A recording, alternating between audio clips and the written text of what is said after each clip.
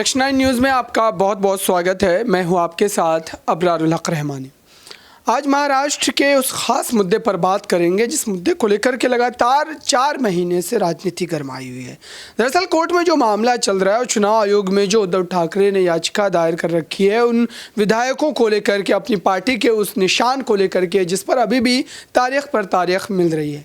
आज मेरे साथ बात करने के लिए मौजूद है दीपक और कशिश। इनसे जो है काफ़ी ज़्यादा जानकारी इकट्ठा करने की कोशिश करेंगे कि दरअसल महाराष्ट्र में आने वाले समय में क्या बदलाव होंगे।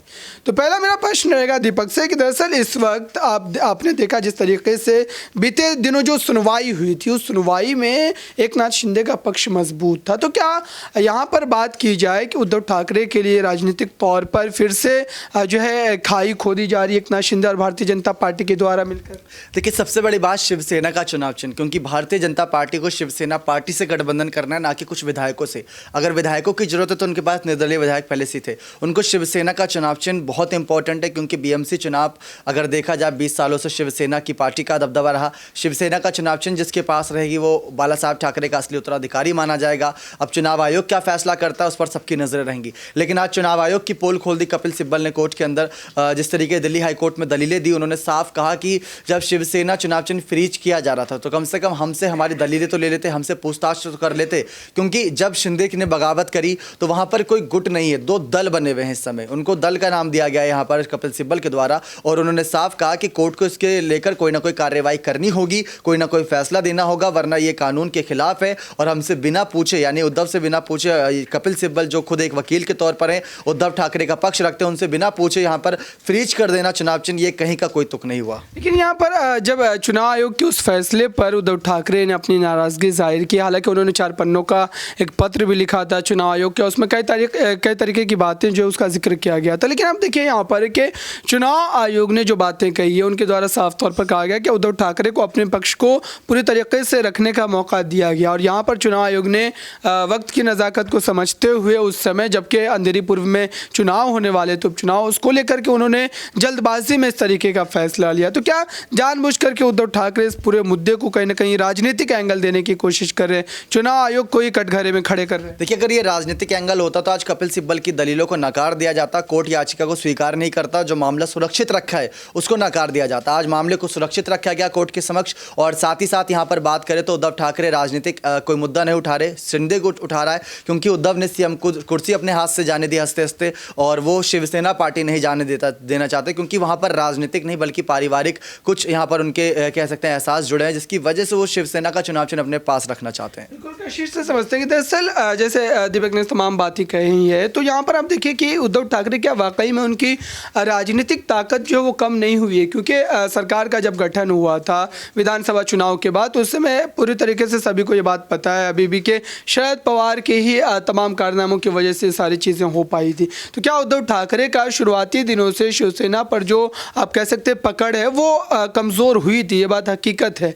और साथ ही इस समय जिस तरीके से उद्धव ठाकरे के द्वारा कहा जा रहा है कि एकनाथ शिंदे ने ही उनकी पार्टी को तोड़ा है, तो क्या यहाँ पर मात्र एकनाथ शिंदे की उस बगावत की वजह से शिवसेना टूटी है या वाकई कुछ ना कुछ कमी पहले से देखी जाए? देखिए अबरार, यहाँ पर शरद पवार की पहले मैं बात करना चाहूँगी। शरद पवार ने कहीं ना कहीं पहले ही यहाँ पर उद्धव ठाकरे को अंदेशा दे दिया था। उन्होंने पहले ही बता दिया था कि पार्टी में कुछ ना कुछ गड़बड़ होने वाली है, कोई ना कोई विधायक यहाँ पर कुछ करेगा। लेकिन मुझे लगता है कि शायद उद्धव ठाकरे ने उस समय इस बात को इग्नोर कर दिया, और आप देखिए कि एक छोटी सी चोट जिसे कह सकते हैं कितना बड़ा नासूर यहाँ पर बन गई, वो अब देखने को मिल रहा है। यहाँ पर हमने देखा कि अचानक से एकनाथ शिंदे ने बगावत की। एकनाथ शिंदे सुर्खियों में नहीं थे, कोई इतना कोई खास उनको नहीं जानता था, लेकिन उसके बाद जब बगावत यहाँ पर की जिसका अंदेशा शरद पवार को पहले हो गया था, तो शरद पवार की इसमें मैं कोई गलती या फिर कोई नाकामयाबी नहीं बता सकती। जो नाकामयाबी देखी गई वो उद्धव ठाकरे की तरफ से देखी गई। देखा जाए एकनाथ शिंदे गुवाहाटी पहुंचे, उसके बाद दोबारा से उन्हें जब बुलाया गया कि आप आइए बैठक कीजिए, उसके बाद बात करते कि क्या मसला है क्या मामला, तो यहाँ पर एकनाथ शिंदे बिल्कुल नहीं माने। तो आप ये देखिए ना कि एकनाथ शिंदे पूरी तरीके से श्योर बैठे थे कि मुझे मुख्यमंत्री ही बनना है।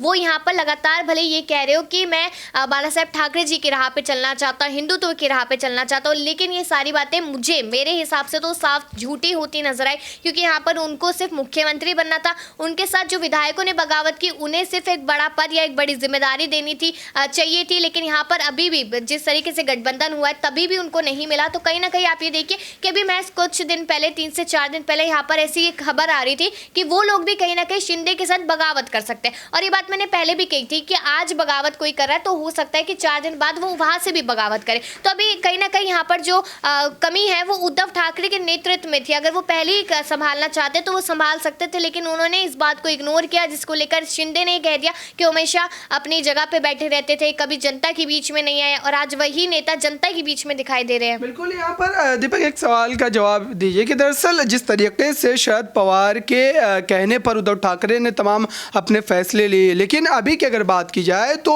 महाराष्ट्र क्रिकेट एसोसिएशन की जो डिनर पार्टी हो रही थी उसमें शरद पवार ने मंच साझा किया। तो क्या शरद पवार मात्र अपने सियासी नफ़े को देख रहे हैं, यहाँ पर उद्धव ठाकरे की कोई उनको फिक्र नहीं है? तो क्या अभी दोनों गुटों के बीच, खास तौर से यहाँ पर उद्धव ठाकरे का जो गुट है और एकनाथ शिंदे का जो गुट है, दोनों के बीच इतनी ज़्यादा तलखी होने के बावजूद अगर शरद पवार मंच साझा करते तो इसके क्या मायने निकाले जाएंगे? आने वाले समय में क्या गठबंधन सुरक्षित रह पाए? देखिए, शरद पवार की बातों पर आप वैसे ही विश्वास नहीं कर सकते। वो खुद एक बागी नेता है, खुद सबसे कम उम्र के मुख्यमंत्री बने थे, बगावत करके ही बने थे। तो वो जानते हैं कैसे सरकार चलाई जाती, कैसे सत्ता में आया जाता है। जब शिंदे फडणवीस की सरकार की चर्चा नहीं, जब उद्धव और फडणवीस की सरकार की चर्चा हो रही थी, गठबंधन की चर्चा हो रही थी, उस बीच उद्धव ठाकरे को अपने पास लाना, वो भी तब लाना जब बाला साहब ठाकरे खुद एनसीपी और कांग्रेस के खिलाफ थे। तो शरद पवार की एक काबिलियत थी कि अपनी बातों में फंसाकर उद्धव ठाकरे को अपनी पार्टी की तरफ झुकाव मिलाए और वहां पर उनको सीएम पद दे दिया और खुद बड़े बड़े पद रख लिए और उद्धव ठाकरे को एक कठपुतली की तरह चलाते नजर आए। तो आप शरद पवार पर वैसे विश्वास नहीं कर सकते। जब उनको लगा कि अगर यहाँ पर उद्धव की सरकार गिर सकती है, उद्धव के मंत्री उनका साथ छोड़ सकते हैं, तो शरद ने यहाँ पर बातें शेयर करी, लेकिन उसमें भी अपनी खुलकर बातें नहीं रखी कि वो मेरे खिलाफ है। आप वो समझा, अगर यहाँ पे अगर कहा जाए तो शरद पवार ने उद्धव ठाकरे का राजनीतिक तौर पर इस्तेमाल किया और सत्ता गिरने के बाद उनका साथ। वही बात आज शिंदे पर लागू होती है। फडणवीस शिंदे का इस्तेमाल कर रहे हैं। आप देख लीजिए, 5 महीने से लंबा वक्त हो चुका है, कैबिनेट विस्तार 20 मंत्रियों का चल रहा है, तो कैबिनेट विस्तार दूसरा क्यों नहीं हो रहा? सवाल यह है कि अगर जी इस पर एक प्रश्न रहेगा। दरअसल आज की खबर की बात की जाए तो आज जिस तरीके से अमित शाह ने दोनों नेताओं से मुलाकात करने के बाद ये बात कही है कि जल्दी दूसरे मंत्रिमंडल का विस्तार हो जाएगा, तो ऐसे में क्या फिर से एक बार पेंच फंसता नजर आएगा? क्योंकि एकनाथ शिंदे गुट के कई ऐसे बड़े बागी विधायक है जो कहीं ना कहीं अपने दावे को मजबूती से रख रहे हैं कि उन्हें मंत्रिमंडल में शामिल। इस बार फैसला फडणवीस और शिंदे ने नहीं, अमित शाह ने लिया है। तो अगर कोई विधायक जाता है खिलाफ तो वो सीधा सीधा केंद्र सरकार के खिलाफ होगा, यानी कि पीएम मोदी और अमित शाह के फैसले के खिलाफ होगा। उसमें कहा जा रहा है कि उन्होंने ऐसे मंत्रियों के नाम आगे करे हैं जो काबिल हैं, जिनको मिलना चाहिए पद, चाहे वो शिंदे से हो, चाहे फडणवीस से, चाहे निर्दलीय हो। तो ऐसे फैसले यहाँ पर लिए उन्होंने। कशिश, एक सवाल रहेगा कि दरअसल इस वक्त जिस तरीके से आज की खबर जो है अमित शाह के इस बयान के बाद, क्या अब महाराष्ट्र में सत्ता में जो स्थिरता है वो बन पाएगी? क्योंकि कई ऐसे विधायक है जो अपनी नाराजगी को जतला चुके हैं, तो क्या वो विधायक अब संतुष्ट हो पाएंगे अब जो दूसरा मंत्रिमंडल विस्तार? देखिए, मुझे ऐसा लगता है कि शायद हाँ इस बार हो पाएगा। क्यों? क्योंकि यहाँ पर देखिए कि अगर एकनाथ शिंदे वादा करते या एकनाथ शिंदे कुछ कहते तो कहीं ना कहीं विधायक यहाँ पर अभी भी असमंजस में दिखाई देते कि ऐसा होगा या नहीं। लेकिन अमित शाह से मुलाकात हुई है, जो यहाँ पर कहीं ना कहीं चाणक्य कहे जाते हैं, तो मुझे लगता है कि शायद उन पे विश्वास हो पाएगा यहाँ पर, और इसकी वजह से जो बगावती सुर देखने को मिल रहे थे, सुनने को मिल रहे थे, शायद वो नहीं होगी। यहाँ पर आप देखिए कैबिनेट का विस्तार होता है तो इस बार शायद अच्छे और बड़े पद यहाँ पर उन नेताओं को दिए जा सकते हैं। लेकिन हाँ, किसी को नहीं मिलता है इतना इंतजार करने के बाद भी, तो शायद कहीं ना कहीं वो उद्धव ठाकरे के साथ वापस हो सकते हैं। क्यों? क्योंकि उद्धव ठाकरे ने कहा था कि एक बार फिर से आप हमारे साथ आइए, हम आपको वही जिम्मेदारी देंगे जो आपको चाहिए होगी। बिल्कुल, ये देखना काफ़ी ज़्यादा दिलचस्प होगा। आप दोनों लोगों का तमाम सवालों के जवाब देने के लिए बहुत बहुत शुक्रिया। महाराष्ट्र में इस वक्त आप कह सकते हैं कि जो है कोर्ट और चुनाव आयोग के फैसले का सभी को बेसब्री से इंतजार है, क्योंकि इस फैसले के बाद कहीं ना कहीं महाराष्ट्र की सियासत की दशा और दिशा दोनों बदलेगी और साथ ही ये भी तय होगा कि उद्धव ठाकरे का राजनीतिक जीवन कितना ज़्यादा उज्जवल रहने वाला आने वाले समय में। फिलहाल इस खास रिपोर्ट में बस इतना ही। देखते रहिए ताज़ा तरीन खबरों के लिए नेक्स्ट 9 न्यूज़ को। धन्यवाद।